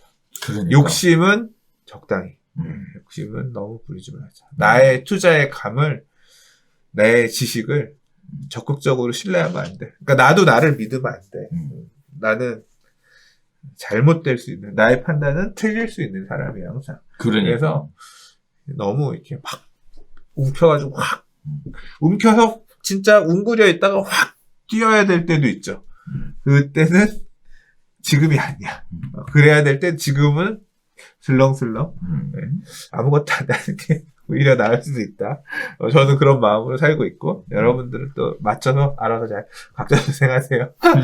되게 우측이만. 저도 개인적으로 동의하는 것 중에 하나는 너무 미래에 대해서 장밋빛 전망만을 생각하는 거는 아닌 것 같아요. 나는 그러니까 저는 너무 힘들었기 때문에 제 인생 모토가 그러니까요. 두 가지 있는데 꾸준함은 순간의 열정보다 강하다. 또 하나가 이거 뭐냐면 미래 행복을 위해서 현재를 너무 희생하지 말자. 완전 놀자판으로 살고 있어. 좋다. 네. 그 중요한 말입니다. 미래의 행복을 위해서 너무 현재를 희생하지 말자. 적당한 선이 어디예요? 내가 아무튼 30대 때 버는 거 족족 다 부동산으로 어떻게 이렇게 해보려고 하다가 훅 가서 그 다음부터는 지금의 삶도 중요합니다. 지금 삶의 질도 중요합니다. 좋습니다. 네. 자, 6번째 이야기 가겠습니다. 종부세가 엄청나게 폭탄으로 나오면서 강남권에 절세 매물이 나와. 매물이 등장했다는 소식이에요. 자, 그러나 거래는 잠잠하다는 이야기입니다. 자, 강남 3구의 매물이 2달 새 20% 늘었다는 소식입니다. 가격 눈치 보기가 진행이 되고 있고요. 증여에 대한 타진이 다시 또 시작되고 있는 상황이다라고 얘기가 나오고 있습니다. 종합부동산세 고지서가 지난해 대비 대폭 오른 금액으로 발송되면서 서울 강남권에서 매물이 증가하는 등 이른바 절세 매물이 조금씩 쏟아져 나오고 있다는 소식입니다. 하지만 매수자 매도자 간의 눈치 보기로 명확한 하락세는 나타나고 있지 않은 상황입니다. 자, 첫 번째, 두 번째, 세 번째 이유가 있는데요. 일단 첫 번째는 거래가 잘 이루어지지 않는 이유에 대해서 기사에도 언급이 되고 있습니다. 강남권에서 매물은 늘었지만 거래는 잘 이루어지고 있지 않은데요. 지난해 12.16 대책에서 다주택자 양도세 중과를 한시적으로 올해 6월까지 완화해주면서 절세를 위한 급한 매물은 대부분 소진된 데다가 내년도 세금은 내년 6월 1일을 기준으로 부과되기 때문에 집주인들에게 그렇게 급박한 상황이 아니기 때문에 여유가 있다는 얘기죠. 이전보다는 매수 매도 문의가 많아졌지만 아직까지는 집주인들이 급하지 않다 보니 호가를 크게 낮추고 있지 않고 매수자들도 대부분 가격 확인하고 거래가 성사되지는 않는 분위기다라고 합니다. 자, 두 번째는 매도보다는 증여 이야기인데요. 절세 방법을 묻는 문의가 다시 많아지고 있는 상황입니다. 경기도 성남시 분당구와 광명시에 각각 주택 한 채씩을 보유하고 있는 60대 김모 씨가 자녀 2명에게 주택의 일부 지분을 각각 증여해 보유세를 절감하는 방법을 고민 중이다라는 얘기가 있습니다. 아까 얘기했던 거 조금 다른 얘기죠. 한 주택을 공동명의로 갖고 있으면 장기 보유에 대한 공제를 못 받으니까 불리한데 두 주택을 갖고 있는 사람들이 일부 지분을 자녀들에게 증여해 줌으로 인해서 절세를 할 수 있다라는 얘기는 또 다른 이제 증여에 대한 이야기가 나오고 있습니다. 양도세를 내는 것보다 증여가 부담이 훨씬 덜할 것 같아서 세무사 상담을 받기로 고민했다. 결정했다. 이런 얘기 나오고 있고요. 세 번째는요. 세부담 전가에 관련된 얘기입니다. 월세 등으로 세부담을 전가하려는 움직임이 보이고 있는 상황입니다. 자신을 다주택자라고 밝힌 한 이용자는 지금은 전세로 세를 주고 있지만 앞으로는 월세로 전환하려 한다. 계약갱신까지 모두 끝나 신규 계약이 가능해질 때까지만 어떻게 해서든 버텨나가겠다. 라는 얘기, 세 가지 이야기를 나누고 있는데요. 강남의 시장 동향이 앞으로 전체적인 부동산 시장에도 영향을 미칠 것이다. 라는 관점에서 볼 때 강남의 동향에 대한 관심은 굉장히 높은 상황인데요. 자, 이런 상황에 지금 의외했던 것들은 뭐냐면 매 거래는 잘 이루어지지 않는다라는 거, 뭐 다들 그건 예상하고 있었던 내용이에요. 근데 두 번째는 매도보다는 증여에 대한 얘기가 또다시 나오고 있다는 거. 자, 이렇게 하면 과연 강남의 매물이 증가를 했지만 거래는 살아날까? 나에게 새로운 기회가 올까? 근데 이거는 좀 표현이 잘못된 것 같아. 그래요? 왜 강남에 얘기해놓고 갑자기 사례는 분당이랑 광명의 주택 하나씩이야. 그러네. 이거는 틀린 얘기야. 그리고 이거는 얘기가 좀 잘못됐다기보다는 분당에 광명에 하나씩 주택이라고 하면 이게 지금 일부 지분 증여를 통해서 이제 그러니까 지분 증여를 통해서 가액을 낮춰보려고 하는 거잖아요. 그렇죠. 근데 내년에 이제 다주택은 퍼센트가 달라지기 때문에 올해는 그렇게 가셨다가 내년에는 또 완전히 이게 세율이 바뀌면 부담할 수 없는 금액으로 튀어갈 수 있고 공시 가격이 올라가면 그렇게 지분 일부로 조금 낮춰봐야 다시 또 올라갈 수가 있어서 근본적인 대책이 안 될 수 있어요. 그냥 한 채를 증여를 바로 해버리셔야죠, 통으로. 그러면 이제 금액이 엄청나네. 좀 나오겠지만. 그러니까 결국은 뭐냐면 고민하셔서 그래도 하겠다라고만 하시면 되는 거지 뭐. 그래서 뭐 강남에서 증여가 대세다. 이거는 강남의 사례를 놓고 좀 다시 얘기를 해봐야 될 것 같아요. 잘 모르겠어. 그리고 이제 절세 매물들은 아까 당장 우리가 앞에 1번 얘기할 때 얘기했잖아요. 고민한다니까요. 올해 지금 2천 몇백 받았는데 내년에 지금 6천이야? 5천 몇백이야? 야, 안 되겠다. 하나 팔아야지. 그 소리가 나오고 있어요.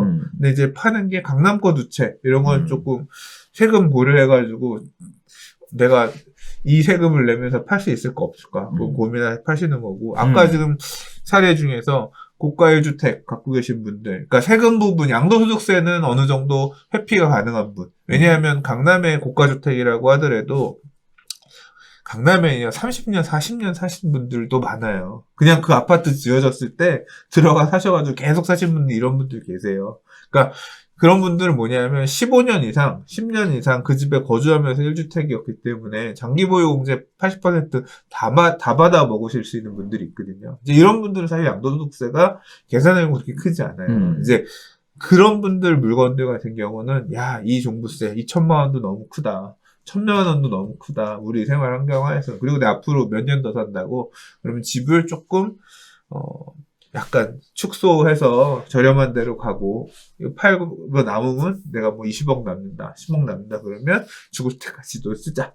뭐 이런 판단을 하면서 이제 움직이실 수 있는 분들도 있겠죠. 그래서 절세 매물들 또는 그렇게 옮기려는 매물들도 일부는 나올 수 있겠죠. 근데 그게 지금 본격적으로 가셔야 될 거냐? 매수는 잠잠하다 그랬잖아요. 그렇죠. 제가 매수자면 계속 모니터링 할 거예요. 갈아타기, 내가 강남 요번에 진입하려고 갈아타기 하려고 하는 분이라고 하면 총알 어느 정도 준비하고 계속 보겠죠. 왜? 지금이 골든타임이 아닐 수 있어. 왜냐하면 지금 보세요.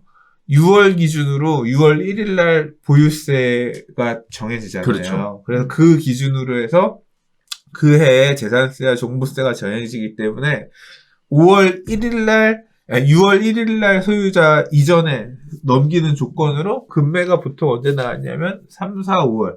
그래서 막차 5월. 딱 그래서 5월 달에 잔금 일찍 쳐주는 조건으로 해서 금매. 이게 지금 적어도 2년간 강남에서 반복되었던 이 거래 패턴입니다. 맞아요. 그거 끝나면 6월부터 다시 가격들, 그 종부세 부분 정리되고 나면 나는 더 받을 거야 해서 확 올라간 물건들, 그거 몇 개 거래되고. 그러니까 거래량 늘었다가 쭉 올라서, 지금 그게 계속 반복이에요.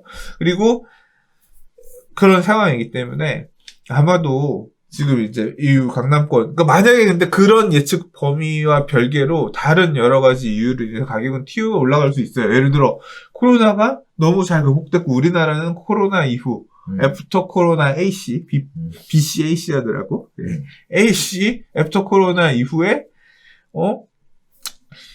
갑자기 가장 어떤 이 경제적으로 혜택을 많이 보는 나라가 돼서 우리나라의 물건이 전 세계적으로 막 보복 소비할수 많이 팔리고 막 경제 상황이 좋아지고 막 그래서 이게 지금 우리나라는 잘 극복될 것 같아. 매수가 막 계속 붙어. 그래서 가면 그 시기가 좀 더 일찍 오면서 가격이 좀 더 먼저 반등할 수도 있고 또는 임대 가격 밀어 올리는 것들 이런 것들이 더 반영. 지금 당장 뭐 오늘 기사 피기에는 없었지만 대치동에 아파트 뭐 전세 20억 넘는 거 거래돼 뭐 이런 얘기들 나오잖아요. 이제 전세가 매매를 밀어 올리면서 야, 이 돈 주고 전세 가더니 그냥 차라리 산다. 이런 수요들이 매매가들을 막 건드리기 시작하면서 내년 당장 이제 올 11월, 12월부터는 본격적으로 강남 약군지 이사철이잖아요. 그렇죠. 그러면서 이제 건드리기 시작하면서 내가 요거 딱 고금액 정도까지 내려오면 살려고 대기 타고 있었는데 전세가 치고 올라가고 매매가가 밀어 올라가는 모습이 보이네. 아, 안 되겠다. 그럼 내년 1, 2월 달에 매수가 가면서 또 움직일 수도 있거든요. 그러니까 계속 모니터링을 할 거라고요. 이 살려고 이게 한두 푼 들어간 집이 아니니까. 그래서 이제 그런 변화에 따라서 어떻게 지금 연말장이 갈 거냐는 좀 봐야 될 것 같고요. 그런 게 없다면 또 지금 매수 대기 잠복하고 있는 분들은 진입하려고 강남 핵심 지역으로 잠복하려는 분들은 재산세와 관련돼서 내년 3, 4, 5월을 이제 타겟팅해서 그렇죠. 기다리고 계시겠죠. 그래서 이제 그런 흐름일 거라고 지금 보여지고요. 증여는 아까 말씀드린 대로 강남 사례가 아니니까 좀 봐야 될 것 같고. 전세에서 월세로 세부담 전가. 이건 사실 세부담 전가하고 싶다고 해서 무조건 되는 건 아니에요. 항상 보면 뭐 이게 조세하고 상관없이 사실 원래 임대인은 항상 최대한으로 임대료를 많이 받고 싶어요. 보유세랑 상관없이. 보유세가 많든 적든 최대한 많이 받고 싶어요. 그래서 어떤 경제학자 분은 이 보유세 늘린다고 해서 월세가 올라간다고 하는 건 어불성설에 말이 안 된다. 이렇게 말씀하시는 분도 계세요.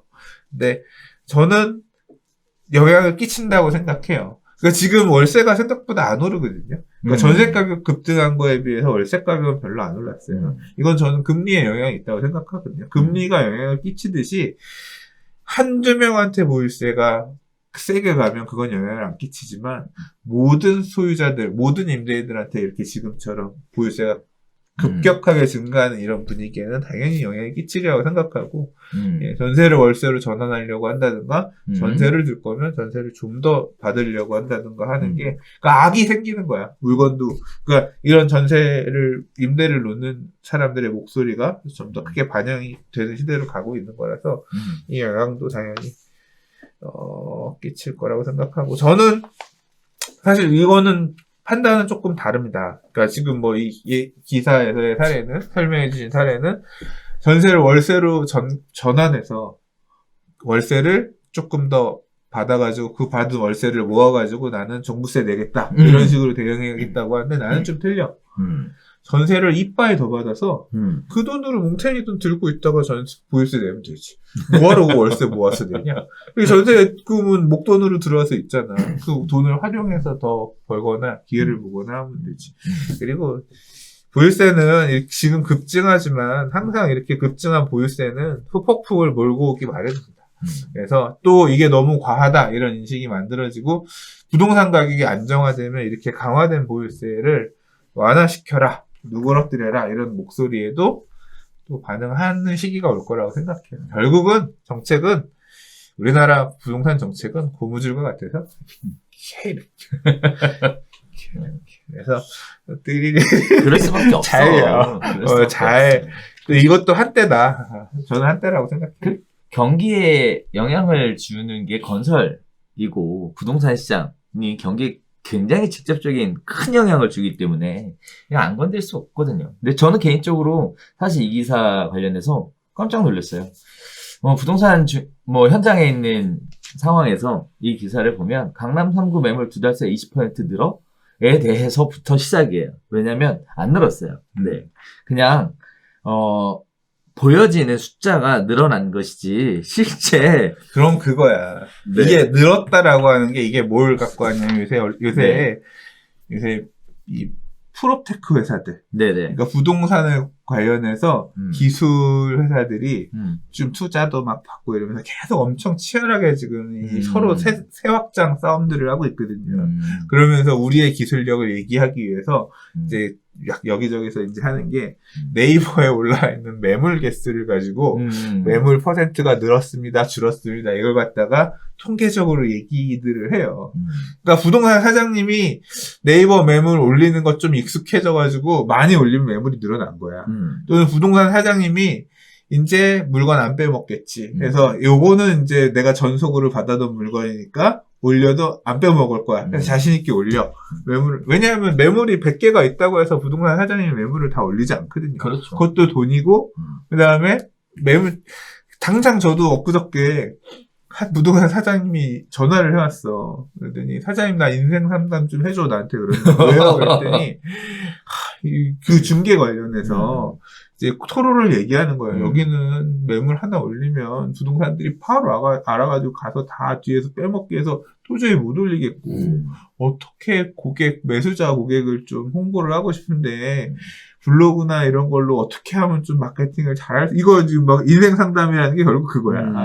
그러니까 뭐냐면 부동산 사장님 매물 못 올린다니까요. 못 올려. 그러니까 이게 그것도 그렇게 못 올리는 부동산 사장님의 마음까지도 포함돼서 물론 이제 그 통계를 보면 그것도 하나의 의미는 있겠지만 사실은 이런 디테일까지도 있기 때문에 단순히 20% 늘어났다고 해서 실제 늘어난 건지 아닌지는 조금 다른 변수에 의해서 늘어난 걸 수도 있다.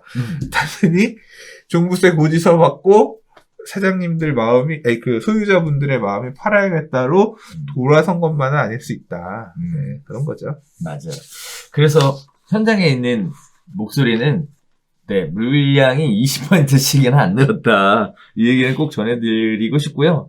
마치 이게 추측성 기사에 가까운 것이지 현장의 내용이 정확하게 반영이 된 건 아니다. 이런 말씀 좀 드리고 싶어요. 근데 나는 이게 지역마다 약간 차이 있는 것 같아요. 제가 들었던 지역은 뭐라 그러냐면 매수는 가격이 떨어지면 사겠다라고 이렇게 뒤에서 간보는 사람은 있는데 매물은 있어요. 이렇게 얘기를 해. 매물 없다고 얘기하던 사장님들도 부동산마다 말은 안 하지만 다 그렇게 꼭 팔아야 되는 매물 한두 개씩은 갖고는 있어요.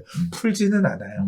근데 여기서 요만큼만 조정되면 매수가 붙을 것 같은데 대기들 있잖아요. 가격 아직 그렇게 매도들이 꺾어주지는 않고 이런 상황이에요. 그렇더라고요. 그러니까 지역마다 약간 분위기는 조금 다른 것 같습니다. 자, 그렇게 생각해 보시면 될 것 같아요. 자, 저희가 준비한 소식은 여기까지인데요. 이번 주도 엄청 추울 것 같아요. 우리 지금 얼마나 했어요? 1시간 하고도 20분? 많이 했네. 그럼. 보시느라 고생들 하셨습니다. 우리 소장님은, 수도꼭지 같아. 한번 틀면 안 잠겨. 자, 그래서 저희가 준비한 소식은 여기서 인사드리도록 하겠고요. 아무튼 요즘 건강관리 잘 하시고, 사회적 거리두기에도 잘 동참하셔서 무탈하게 지내주셨으면 좋겠습니다. 요새 학교들도 가족들한테서 문제들이 생긴다니까, 이제 학교 다니는 자녀분들 두신 분들은 이런 모임 같은 것들도 좀 자제하고 모두 대한민국 국민들이 하나같이 슬기롭게 이 위기 상황을 잘 극복해 나갔으면 하는 바람에서 저희가 준비한 소식은 여기서 인사드리도록 하겠습니다. 다음 주에는 새로운 소식 가지고 다시 찾아뵙도록 할게요. 감사합니다.